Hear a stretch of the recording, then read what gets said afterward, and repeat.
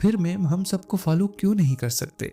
मोहम्मद फिदक, तुम सबको एक साथ फॉलो नहीं कर सकती। सबकी सुन्नत के बताए हुए तरीके और समझाए हुए तरीके अलग अलग हैं, यानी कुछ मुख्तलिफ है। इसमें तुम ही उलझ कर रह जाओगी। तो हम खुद तस्दीक क्यों नहीं करते कि कौन सी बात सही तरीके से साबित है हजूर पाक से? किस बात को हमारा जहन मानता है कि हाँ ये ठीक है? हम उनकी चुन चुन के भी तो बातें फॉलो कर सकते हैं ना। जरूरी तो नहीं है कि हम सिर्फ इमाम अबू हनीफा को ही फॉलो करें, इमाम शाफी को नहीं, या किसी और इमाम को नहीं।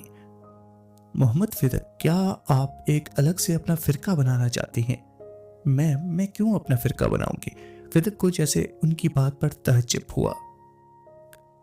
फिर ये गलत बयानी ना करें। आप इमामों के बारे में सही से पढ़ लें और अपने फिरके के बारे में भी। अब की बार में आसमा ने थोड़ा सख्ती से कहा, मैं अपना फिरका ही क्यों पढ़ूं? मैं कुरान और हदीस क्यों ना पढ़ूं? आप अगर कुरान और हदीस को आसानी से समझ सकती हैं तो आप जाकर पढ़ लें। मैम, आसमा की बात में सख्ती और तंज दोनों एक साथ था। क्या कुरान और हदीस इतने मुश्किल हैं कि मैं उन्हें नहीं पढ़ सकती? फिदक के दिल को कुछ हुआ। छोड़ो फिदक, जब मैं आलमा बन जाऊंगी ना, तब मैं तुम्हें सब ठीक ठीक बताऊंगी। यहां से जिया ने सरगोशी की। फिदक ने जिया को आंखें दिखाई। फिदक, क्लास से बाहर जाए। मैम, आसमा ने दरवाजे की तरफ इशारा किया। पर मैंने क्या किया है? फिदक के साथ पूरी क्लास को हैरान की हुई। मैंने कहा बाहर जाओ। फिदक खामोशी से बाहर जाकर उन भयानक दुल्हनों के साथ ठहर गई। फिदक को मैम आसमा बहुत पसंद थी, सिर्फ एक क्वालिटी की वजह से कि वो फेवरेटिज्म नहीं करती थी। उनकी पूरी कॉलेज में कोई फेवरेट लड़की नहीं थी, वो सबको इक्वल रखती थी। लेकिन आज क्लास से इस बात पर बाहर निकाल देना फिदक को बहुत अजीब लगा और साथ में अफसोस भी हुआ। वो हाथ ऊपर किए बाहर ठहरी थी। शायद उन भूतियों की बद्दुआ लग गई थी। हाथ खड़े हुए भी इसको किसका ख्याल आया? उसने बेख्याली में चेहरा दाएं तरफ मोड़ा तो उसे वो छोटा बच्चा हाथ खड़े किए नजर आया, जो उसके सजा मिलने पर बाहर सजा खाने आ गया था खामखा। फिदक के चेहरे पर मुस्कान आ गई। कुछ ही देर में सारी हंटर्स हाथ खड़े किए उसके साथ ठहरी थी। फिदक एकदम हंस पड़ी। तुम लोग क्यों? सबने एक साथ कहा क्लास के दौरान जूस पीना मना है।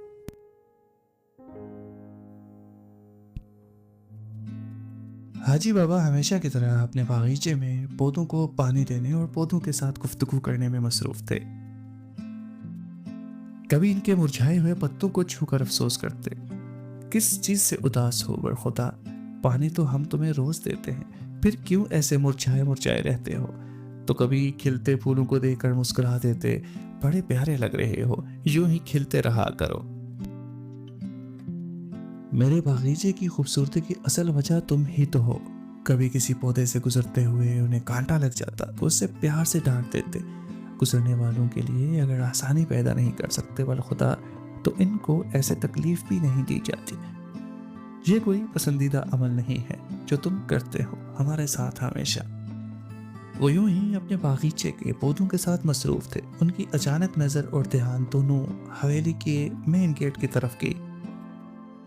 गाड़ी गुजरने की वजह से गेट पूरा का पूरा खुला हुआ था और सामने उन्हें सबसे ज्यादा पसंदीदा गली, पसंदीदा रास्ता और पसंदीदा ठहराव नजर आया। देखते ही देखते उनकी नजरों में, उनके ख्यालों में रात छा गई। आसमान पे चमकता सूरज अचानक ढल गया और तारों की चादर आसमान ने लपेट ली। दूर सड़क पर भागती हुई लड़की उन्हें नजर आई, जो अपने लंबे बाल खोले सुर्ख जोड़े में मलबूस डरी सहमी हुई चीखती चिल्लाती भागती आ रही थी। हाजी हमीद चौधरी उर्फ हाजी बाबा अपने घर की तरफ जा रहे थे, तभी उन्हें किसी लड़की की चीखने चिल्लाने की आवाजें सुनाई दी। वो अपने कदम आगे ले जाने के बजाय पीछे ले गए और क्या देखते हैं कि एक बहुत बड़ी वैन से कोई 4-5 बंदे निकलकर एक लड़की को पकड़ रहे हैं, उसे मार रहे हैं और उसे जबरदस्ती वैन में बिठाने की कोशिश कर रहे हैं। हाजी हमीद ने उन्हें दूर से आवाज दी और रुक जाने को कहा। उन चारों आदमियों ने बागौर हमीद को देखा। उन चारों को हमीद चौधरी तो नहीं जानता था, लेकिन वो चार हमीद चौधरी को अच्छी तरह से जानते थे।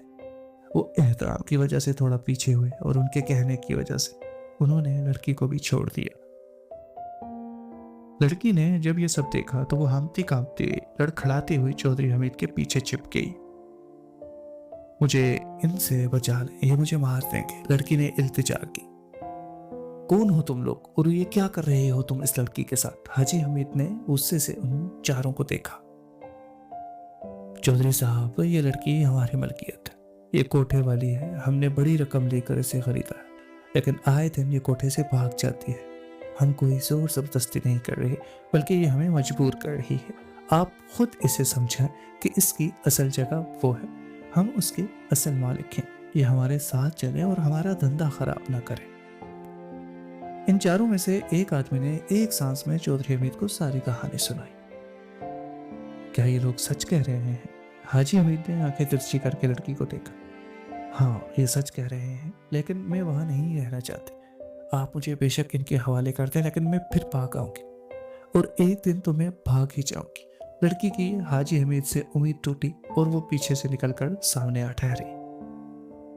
वो लोग जैसे ही उसको लेने के लिए बढ़े, हाजी हमीद ने उन्हें हाथ के इशारे से रोक दिया। हाजी हमीद ने अपने जेब में जितने पैसे थे निकाले और उनकी तरफ फेंक दिए। जाओ, आज से ये लड़की मैंने खरीदी, तुम सब लोग जा सकते हो। जहां चारों के मुंह खुल गए, वहीं लड़की भी फटी फटी आंखों से हमीद चौधरी को देखने लगी। उन सब के लिए भी इतने पैसे बहुत ज्यादा थे। वो पैसों की गट्ठी लेकर वहां से रफू चक्कर हो गए और लड़की वहीं कांपती हुई हाजी हमीद को देखने लगी। देख क्या रही हो? जाओ, अब तुम आजाद हो। अब तुम्हें किसी से भी भागने की जरूरत नहीं है। अब तुम्हें कोई कुछ नहीं कहेगा। हाजी हमीद की बात सुनकर लड़की को एक और हैरत का झटका लगा। लेकिन आपने तो मुझे अब खरीद लिया है। हाजी हमीद ने उसे मुस्कुरा कर देखा। वो पैसे मैंने तुम्हें खरीदने के लिए नहीं, बल्कि तुम्हें आजाद करने के लिए दिए थे। तुम्हारी उम्र भी मुझे बहुत कम लगती है, कम से कम तो 20 साल की होगी। जाओ बेटा, अपनी जिंदगी इज्जत से और अपनी मर्जी से जियो। लड़की की आंखों में नमी उतर आई। मैंने चौधरियों के बारे में बहुत सुना था और आपकी शराफत के तो किस्से पूरे साहिवाल में मशहूर, लेकिन आप तो अच्छाई का पैकर निकले। आपने तो मुझे आजाद कर दी, लेकिन ये माशरा मुझे फिर भी नहीं जीने देगा। शायद इज्जत की जिंदगी मेरे नसीब में लिखी ही नहीं है। हमीद ने उसे सवालिया नजरों से देखा। मुझे नहीं पता कि मेरी कोख में किसका बच्चा है। मैं इस बच्चे को खुद से दूर नहीं करना चाहती और इस बच्चे के साथ में जी भी नहीं सकती। लड़की ये बात कहकर फूट फूट कर रोने लगी। 45 साल हाजी हमीद को इसकी हालत पर इतना तरस आया कि आज तक इसे किसी पर भी इतना तरस ना आया होगा। वो काफी देर तक इसको गड़गड़ाते हुए देखता रहा। देखते ही देखते उस लड़की ने हाजी हमीद के पांव पकड़ लिए। मेरी मदद करे, मैंने जब से होश संभाला है मेरी एक ही ख्वाहिश है, इज्जत की जिंदगी। मेरी मदद करे चौधरी साहब, आपको अल्लाह का वास्ता मेरी मदद करे। चौधरी हमीद को झटका लगा और उसने झट से अपने पांव पीछे किए। तारों की चादर उठ गई, सूरज फिर से आसमान पे चमकने लगा।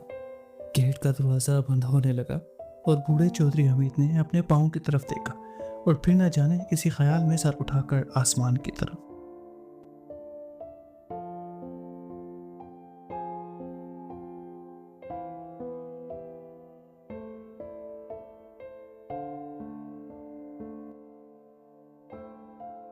बख्तावर हाँफते हाँफते हंटर ग्रुप के पास आई, जो कि क्लास में कुछ नोट्स बनाने में मसरूफ थी। सबने चौंक कर बख्तावर को देखा। यार, वो समी बहुत अजीब तरह की रो रही है और सांस नहीं ले पा रही है।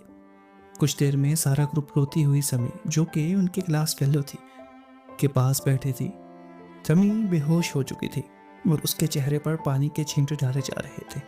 कुछ ही देर में वो होश में आई और दोबारा से रोने लगी। विदक ने जिया और तानिया को इशारा किया और खुद सारे ग्रुप को लेकर रूम से बाहर चली गई। क्या मसला है? जिया ने समी का हाथ थाम कर पूछा और समी मुसलसल चेहरा गिराए रोए जा रही थी। रोने से मसले हल होते तो आज तुम रो ना रही होती, तानिया ने आंख मलते कहा। हम पर भरोसा करो, अल्लाह खैर करेगा। तुम्हारा राज हमारा राज, वादा है हमारा। जिया ने मजबूती से समी का हाथ थाम लिया।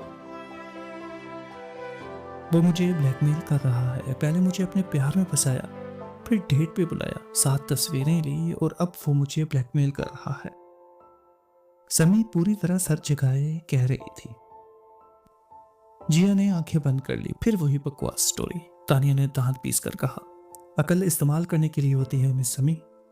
तानिया गुस्से से सिर्फ इतना बोल पाई। जिया ने तानिया को आंख दिखाकर चुप करवाया। किस बात पर ब्लैकमेल करता है? जिया ने तहमल से पूछा।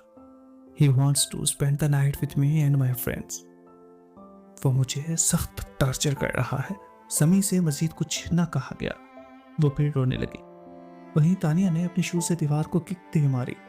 कोई इस तरह का घटिया कैसे हो सकता है? इंसान है या जानवर? जिया ने शदीद गुस्से में कहा। अगर मैंने उसकी बात नहीं मानी तो वो सारी तस्वीरें और वीडियोस मेरे घर वालों को व्हाट्सएप कर देगा। समी ने अपना सबसे बड़ा डर बताया। तानिया और जिया ने मुकम्मल कहानी सुनी। फिर हंटर्स गर्ल को अंदर बुलाकर सारी सिचुएशन से आगाह किया। सारी शदीद गुस्से में थी। नायला ने समी को बाजू में घेरा हुआ था। यकम कब है? फिदक ने सवाली नजर सबकी तरफ दौड़ाई। 3 दिन बाद। क्यों? बख्तावर ने जवाब के साथ सवाल उछाला। यकम को सारे टीचर्स और नॉन टीचिंग स्टाफ की मीटिंग होती है और तकरीबन वो मीटिंग 2-3 घंटे तक चलती है। फिदक सोचकर बोल रही थी। सारे ग्रुप की सवालिया नजरें फिदक पर थी। तो समी, तुम उसे अपने मोबाइल फोन के साथ कॉलेज के रेड जोन वाली तंग गली में बुलाओगी। बाहर से सिक्योरिटी वालों को कैसे हैंडल करना है वो हम देख लेंगे।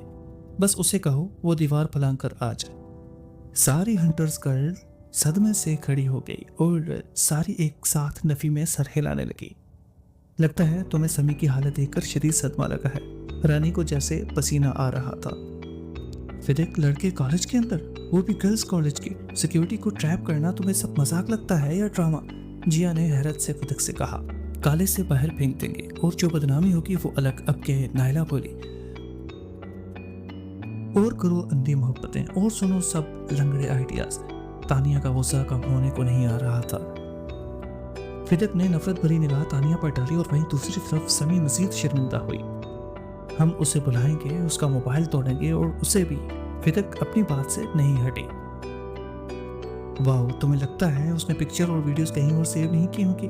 He is damn blackmailer. Tania गुस्से से उठ खड़ी हुई। हर कोई सीरीज नहीं देखता तुम्हारी तरह तानिया। वो मुश्किल से अपने पास 30,000 का मोबाइल घुमा रहा है। कोई और चीज लेने की उसकी औकात नहीं है। और रही बात किसी और को देने की, अगर ऐसा किया होता तो बाकियों को ब्लैकमेलिंग के मैसेजेस आ चुके होते। फिदक ने किसी CID वालों की तरह समझाया। जिया ने हाथ ऊपर कर कर ताली बजाई। टेक द पोजीशन, सारा प्लान समझाओ, हम उन्हें सबक सिखा कर रहेंगे। यकदम क्रिकेट टीम की तरह सारी हंटर्स गर्ल्स का गोल दायरा बन गया और फिदक ने सारा प्लान समझाया। पिस्ता रंग की लंबी कमीज और सफेद बड़े बड़े प्लाजो वाली शलवार, पिस्ता रंग का दुपट्टा जो वो अपने लंबे और गीले बालों के साथ टिका रही थी। उसके बाल इतने लंबे थे कि अगर 1.5 फुट और लंबे होते तो जमीन को छूते। लंबी स्याह खूबसूरत बालों वाली और खूबसूरत आंखों वाली। वो मुश्किल से सर पे शिफॉन का दुपट्टा टिका रही थी, लेकिन दुपट्टा बार बार फिसल कर कंधों की तरफ जा रहा था। हवेली की दाईं तरफ अलग से एक बरामदा नमा बना हुआ था, जिसके अंदर बहुत ही खूबसूरती से बने हुए 4 पाई पड़े हुए थे और उनके ऊपर टेक लगाने वाला तकिया पड़ा हुआ था। वहां पर एक बहुत बड़ा लकड़ी का झूला पड़ा हुआ था जो कोई तख्त नुमा लगता था। इसमें कोई शक नहीं कि वो तख्त किसी और का नहीं, चौधराहन फरदौस का था। चौधराहन फरदौस खूबसूरत लंबे बालों वाले तबस्सुम की सास और चच्ची। अरे तबस्सुम बेटा, तुम बाल तो सुखा लेती, मैं इमलियां देख लेती। मासी सरगम ने तबस्सुम को बड़ी मोहब्बत से देखते हुए कहा। अरे नहीं मासी, आपको तो पता है बाबा को अचार कितना पसंद है। वो बिल्कुल खत्म होने वाला है, आज या कल उनका होगा। फिर वो मुझसे एतराज करेंगे कि तबस्सुम बेटा, तुम्हें पता था कि अचार खत्म है, फिर भी तुमने नहीं बनाया। तबस्सुम ने एक प्यारी सी मुस्कान मौसी की तरफ उछाली। जीती रहो बेटा, जीती रहो, कितना मोहब्बत करने वाला दिल है तुम्हारा। सरगम मौसी ने हमेशा की तरह तबस्सुम पर अपना प्यार निछावर किया। मुझे आपसे भी मोहब्बत है सरगम मौसी। तबस्सुम अब पिसा हुआ मसाला जो उसने अचार के लिए अलग से पीस के रखा था वो इमलियों पर लगा रही थी। जानसीब, मौसी खुशी से हंस पड़े। वकास मियाँ के तो बख्त ही बख्त हैं, एक तो बला की खूबसूरत लड़की, ऊपर से उसके बला के खूबसूरत बाल और ऊपर से वो बला की अच्छी। सरगम मौसी ने वकास चौधरी के नसीब पर रश्क किया। तबस्सुम के चेहरे से एकदम मुस्कान गायब हो गई।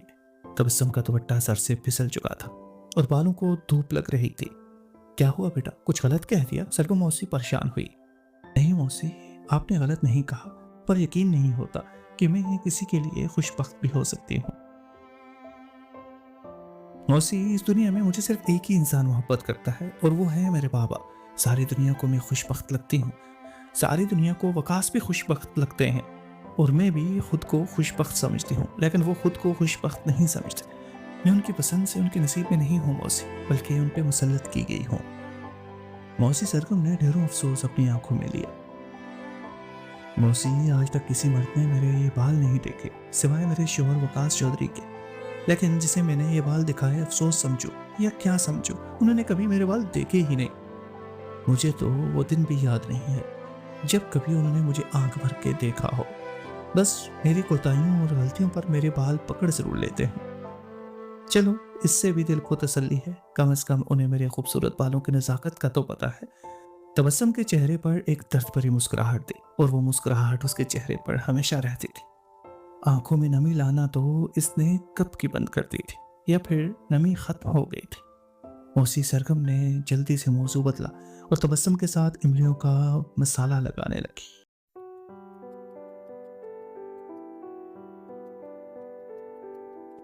यकम का दिन आ चुका था। प्लान का एक एक स्टेप हर हंटर के दिमाग में था। इन 3 दिनों में प्लान के मुताबिक समी ब्लैकमेलर मोमन के साथ टूट कर चाहने वाली महबूबा बनी रहेगी और आज इस महबूबा ने उसे अपना झूठा बर्थडे बताया और उसे बर्थडे गिफ्ट में मिलने को बुलाया। और वो हवास का मारा मोमन तो चाहता ही यही था, मुलाकात। आज हंटर्स गर्ल अपने बैग्स में किताबें नहीं हथियार लेकर आई थी। चेकिंग का कोई इशू नहीं था क्योंकि चीफ प्रॉक्टर जिया अली थी और कोई भी चीज आसानी से इंपोर्ट या एक्सपोर्ट कर सकती थी। सब पुरअज़्म भी थी और डरी हुई भी थी। जाहिदा इस प्लान में शामिल नहीं थी क्योंकि उन्हें पता था यह खतरा जाहिदा के लिए ठीक नहीं है। कॉलेज लगने के 1 घंटे बाद सारी मीटिंग शुरू हो गई। कुछ ही देर में कोई teaching and non teaching staff नजर नहीं आ रहा था। अब स्टेप बी की बारी थी। स्टेप ए इनका सामान अंदर लाना था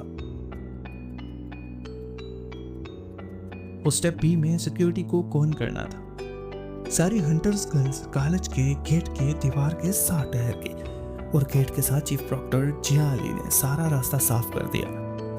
अब बैग में से भारी आवाज वाले पटाखे निकाले और उन्हें आग लगाकर दीवार के बाहर फेंक दिया और खुद इंतजार करने लगी। समी वही मोबाइल पर मोमन से बात कर रही थी और उसे एक एक स्टेप बता रही थी। पटाखे फटने की ऐसी आवाजें आई जैसे किसी ने फायरिंग या धमाका कर दिया हो गेट पे। और दूसरी दीवार की तरफ ठहरी सिक्योरिटी सारी आवाज की तरफ भागे, बंदूकें तान दी और हर तरफ खलबली मच गई। बंद कमरों में मीटिंग शुरू थी और बाहर कार्रवाई, और वहां दीवार की दूसरी तरफ मोमन अपने आवारा दोस्तों के साथ आया था। क्योंकि कॉलेज की दीवारें बहुत ऊंची थी, वो अकेला नहीं चढ़ सकता था और कुछ उनकी नीयत भी खराब थी। उनका भी अपना प्लान था, उन्होंने भी अपनी घटिया सोच के मुताबिक मिलने की बारी रखी हुई थी। मोमन अपने दोस्तों की मदद से दीवार फलांगने में कामयाब हो गया और वहीं हंटर्स गर्ल्स को कॉलेज के सारे सीक्रेट रास्ते मालूम थे। वो हॉस्टल के अंदर बिना छाप के घुस गई और दीवारें फलांगती उस गली तक पहुंच गई।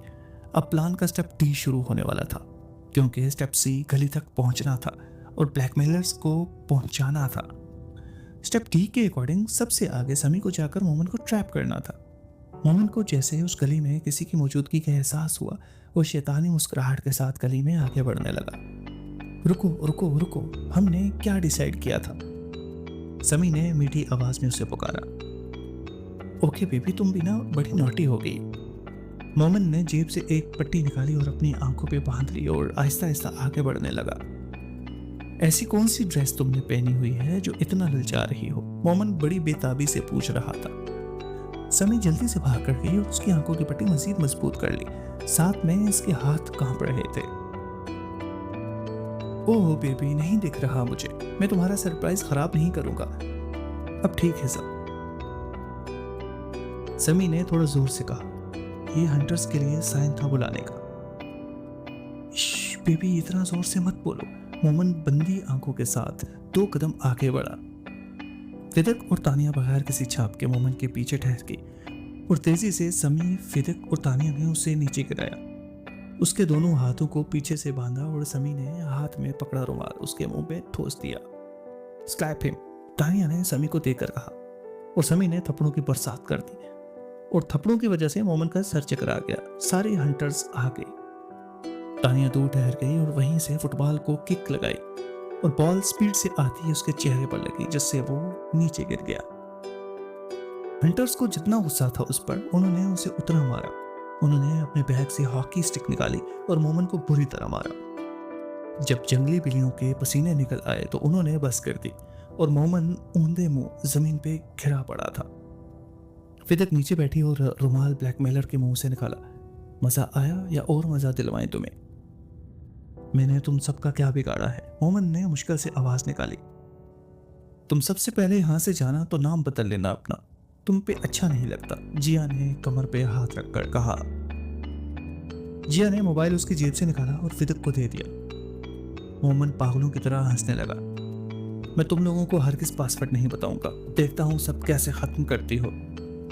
सारी हंटर्स गर्ल्स ने तंजिया मुस्कान दी और फिदक ने पूरी कुव्वत के साथ मोबाइल दीवार पे दे मारा। मोमन ने आवाज सुनी तो चीख उठा। नहला ने ईंट उठाई और मोबाइल के टुकड़े कर दिए और रानी ने बैग से पेट्रोल निकालकर मोबाइल पर छिड़क दिया। सिम और कार्ड मोबाइल से निकाल लो, तानिया ने हाथ बढ़ाया और मोमन चीख रहा था। समी ने मिट्टी उसके मुंह में डाल दी और ऊपर दोबारा रुमाल ठोस दिया। समी के मोबाइल पर सिम और कार्ड दोनों डाले तानिया ने। कार्ड में से सारी समी की रिलेटेड चीजें डिलीट कर दी, यहाँ तक कि उसकी और समी की चैट के स्क्रीनशॉट भी। फिर उसकी सिम से उसका व्हाट्सएप ओपन किया और व्हाट्सएप अकाउंट खत्म कर दिया। वहीं दूसरी तरफ उसके दोस्त हाथ मल रहे थे। यार ये सारे मजे खुद लेगा क्या? मोमन के एक लोफर दोस्त ने कहा। इस तरफ मोमन के बाकी 4 दोस्त थे। फिर चारों ने एक दूसरे की दीवार फैलाने में मदद की, लेकिन एक दोस्त रह गया क्योंकि दीवार ऊंची होने की वजह से वो नीचे बगैर किसी सहारे के नहीं चढ़ सकता था।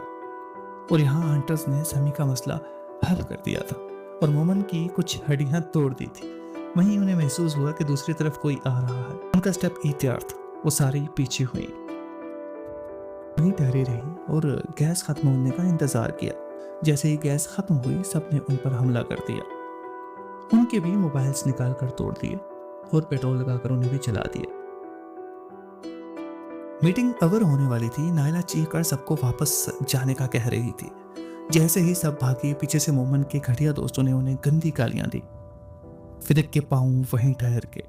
जिया ने आंखें दिखाकर उसे मना किया, लेकिन फिदक हॉकी स्टिक लेकर दोबारा उनकी तरफ भागी। फिर से सब पर पागलों की तरह बरसने लगी। कमीने घटिया इंसान, अपने घर की इज्जतों का नहीं ख्याल, बाहर की इज्जतों का नहीं ख्याल, जंगल में रहते हो क्या, भेड़िए कहीं के।